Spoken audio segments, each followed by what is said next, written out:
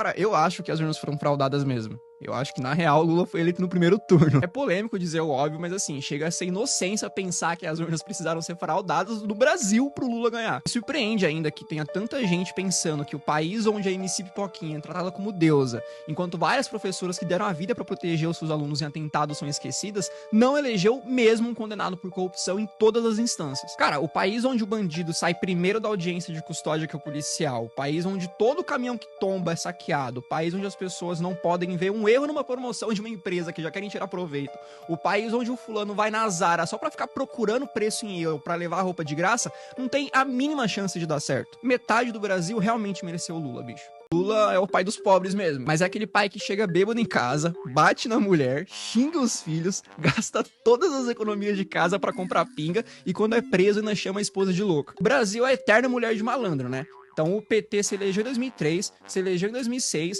se elegeu em 2010, se elegeu em 2014, quase se elegeu em 2018, se elegeu em 2022 dizendo que mudaria o Brasil, mas o nosso país continua um dos mais pobres, um dos mais corruptos e um dos mais violentos do mundo. Assim, se isso não é síndrome de Estocolmo, eu não sei o que é, cara. Se você é um cristão de esquerda, ou você não leu Marx, ou você não leu a Bíblia. O próprio Marx, além de ser um ateu e ter construído todo o seu pensamento através do materialismo e do ateísmo, dizia que a religião era o ópio do povo. O socialismo tem essa ideia, né?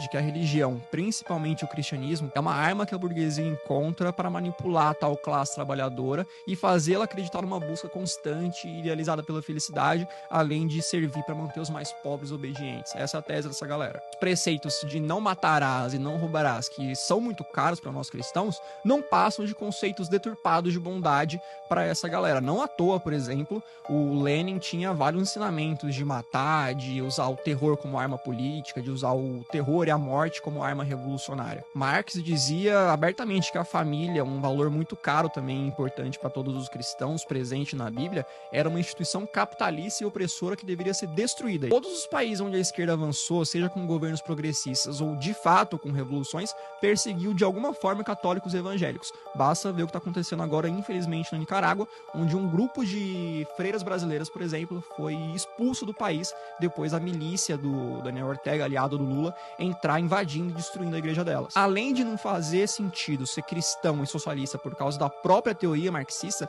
também não faz sentido ser cristão e socialista pela própria prática. Jesus pregava ali a caridade voluntária, não a tomada forçada da propriedade alheia. O jovem militante de esquerda é o exemplo vivo do porquê que eu defendo tanto o ensino de qualidade sem viés ideológico na sala de aula. Porque, mano, pensa comigo.